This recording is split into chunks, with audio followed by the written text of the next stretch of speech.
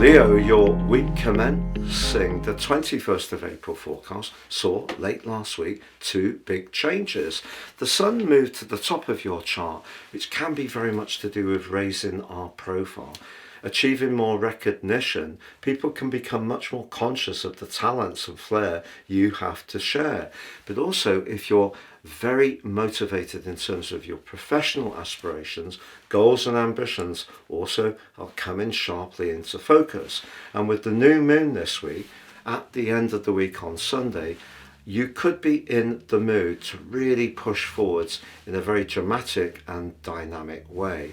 The key, Leo, is tactics, because Mars also moved late last week, into your sign.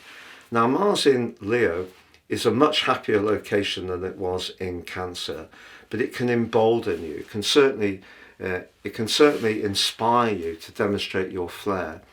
But because it's in an opposition with Pluto all this week, Pluto is very much about power. It can be about leverage, and Mars can be about force. Put the two together and they both square back to the sun. If you try to push too hard or try to get your own way in a situation where the person you're dealing with is much more used to a conventional or well-established way of doing things, it might not quite work. So that's why the tactics are really important.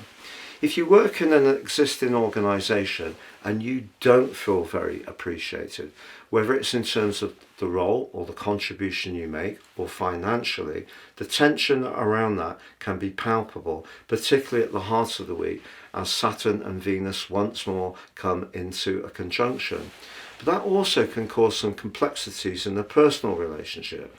If you're wanting to change something and perhaps take more of a leading role, your partner could resist it if they feel that you're being too controlling. But equally, it could be you who feels that someone's trying to leverage you. The trick this week, I feel, is the role of Mercury. Mercury is now in a very free-spirited part of your chart, forges a great link with Pluto at the start of the week. That helps you to cut through a little bit and perhaps detach yourself from some of your desires and be a bit more tactical. So that can be a good counterpoint.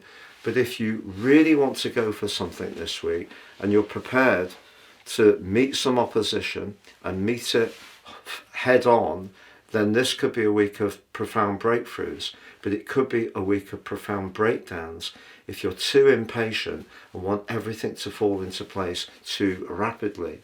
So the 10th house is an area that you could make real progress around. So those goals and ambitions are within reach.